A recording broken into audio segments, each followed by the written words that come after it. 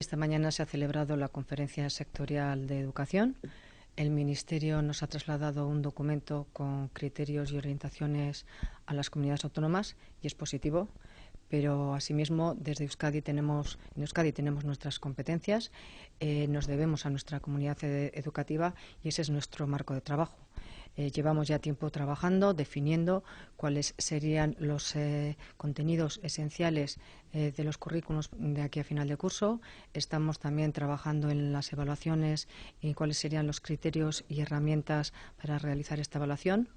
Asimismo, estamos planteando distintos escenarios que en el caso de que, bajo criterios de salud, se pudiera retornar a la docencia presencial. Entonces, pues bueno, estamos ultimando un plan que recoge todas estas actuaciones y en breve será trasladado a la comunidad educativa. Estamos realmente seguros del gran trabajo que están realizando los centros y el profesorado, a quienes quiero agradecer realmente todo este esfuerzo que están realizando para que todos juntos salgamos de esta situación.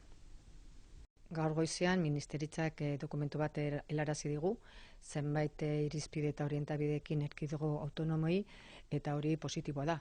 Hala eta guztiz, guk gure eskumenak ditugu, guk gure hezkuntza komunitateari zor diogu gure lana, eta hori izango da gure esparrua lan egiteko.